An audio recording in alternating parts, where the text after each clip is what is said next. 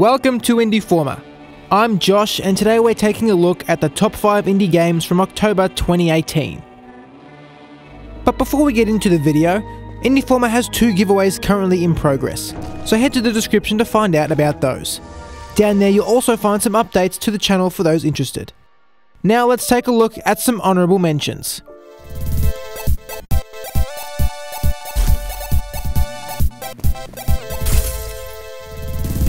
To start off, here's a free game you can download right now. The graphics are okay, the story not bad, and the sounds are actually pretty good. The controls are a little odd on the keyboard, so I'd suggest a controller if you have one. There are no lives, one hit and you're out. Overclocked is one for the speedrunner.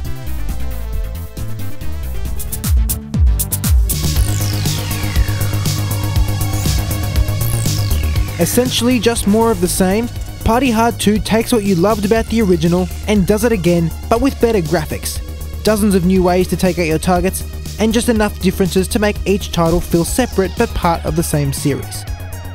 If you enjoyed the first, then you'll love this just as much, if not more.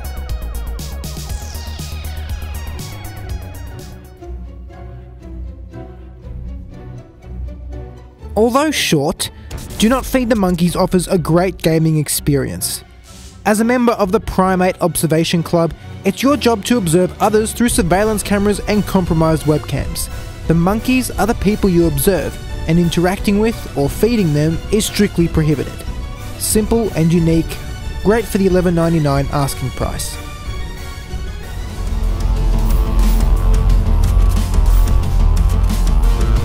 I had the opportunity to play this at the recent PAX Australia and speak with the devs. Damsel is aimed at quite a broad market, but I feel with its enclosed levels and tight controls that this is a game for the speedrunner.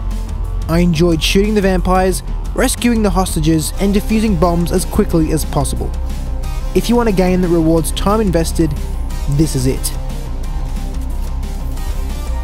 Over many years, I've learned that life can be like a fairy tale, and truly amazing things can happen on even very ordinary days. Control one character, or both at the same time through My Memory of Us's Bittersweet Story, narrated by Patrick Stewart. We had such brilliant times together. Very similar to Valiant Hearts, but different enough to hold its own. It takes you through the story of a Nazi-occupied Poland, but is more child-safe with disguises to significant elements like the Nazis, planes and missiles. There are some annoying game mechanics, but looking past them, and this is a must-have for any puzzle enthusiast. Now, let's move into the top 5. Everything was changing.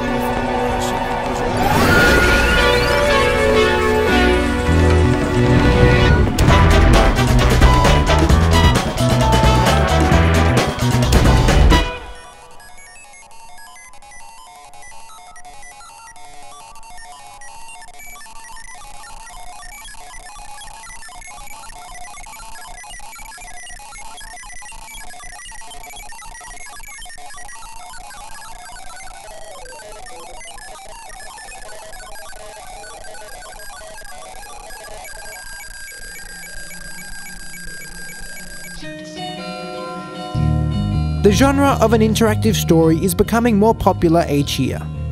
By that I mean a story-focused experience with gameplay mechanics. To Leave is not a game in the traditional sense. It has its niche, but is not for the widest of audiences. It begins with a lot of lore and reading, and its learning curve rises very quickly. Those who enjoy literature will find comfort and relatability in To Leave. Addressing depression and some quite mature themes through this gripping puzzle platformer, if it sounds like your game, then it is.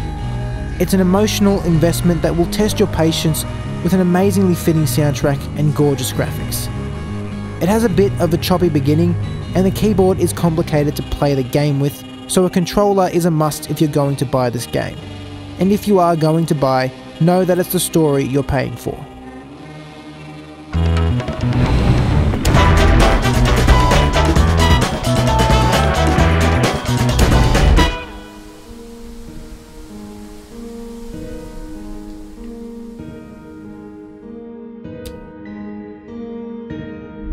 Good pacing, good graphics, good soundtrack, Vivian is good. Exploration, puzzles, and tough classic horror is how the game markets itself. You need to uncover the secrets and mysteries of Newville's mansion. Much like My Memory of Us, this is mostly figuring out puzzles, albeit harder. Like brain-churning hard, since there isn't a lot of clues given to you. And when I say brain-churning hard, I mean rage-quitting hard, so be prepared. The graphics are all made individually to make a pleasantly smooth experience. This paired with the soundtrack will put you in the right mood and give the right atmosphere. And for a pixel game, it will get a scare or two out of you.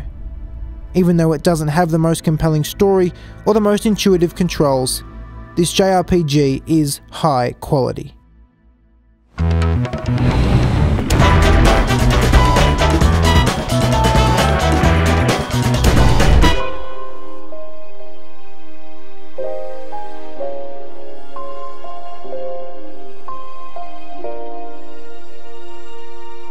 Somewhat reminding of Ori and the Blind Forest, when Gaea is only similar in style. The art and music go hand in hand to create an eerily beautiful world. The realms of matter and energy mirror each other in perfect duality. Certain entities in the energy realm have evolved into matterless sentient beings. That's you, an example of a pure energy entity, travelling freely between the two worlds. Your task is to rescue spirits from a forest that has had an earthquake shatter its long-standing tranquility. Lava is bursting from the ground and a fiery death surrounds these spirits. It sounds like this could last a while, but the game can be completed in about 2 hours. There are collectibles to extend that playtime a bit, but doesn't mask the short nature of this game. Although short, that shouldn't be a deterrent. It's meant to only be a finite experience, leaving you wanting more. If also unobvious, it's a platformer that challenges you to be concentrating attentively. Switching between worlds to catch a platform or a teleporter requires precision and reflexes. You will die. Some have racked up over 500 deaths throughout their gameplay. But for the hardcore of you, there are achievements, such as having fewer than 5 deaths. There aren't any downfalls to mention with Gaea. It's a solid 2D platformer that you will enjoy.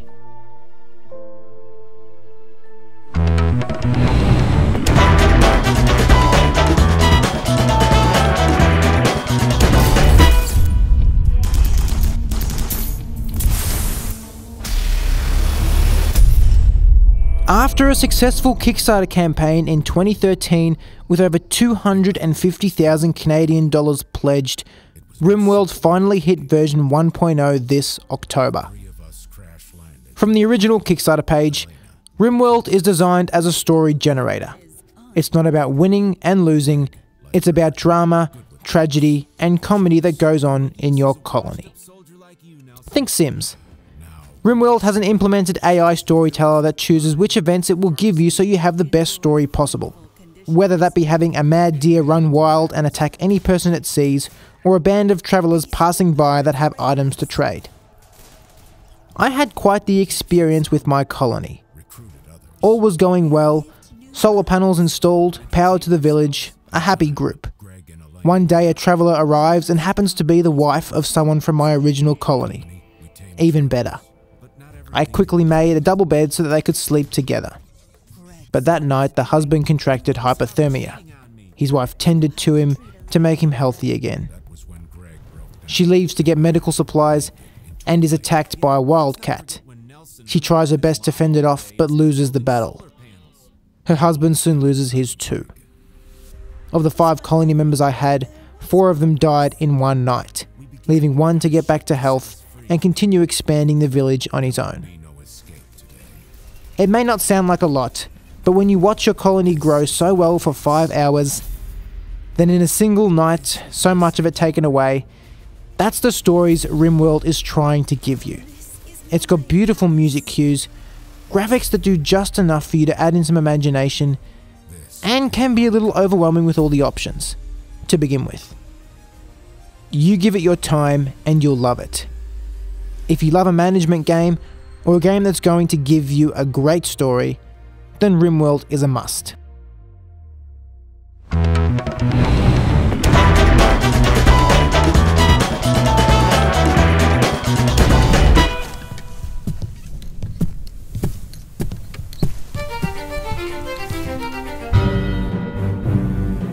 We got to speak with developer Lucas Pope back in 2016 when he was working on this title, and it's great to finally see it come out.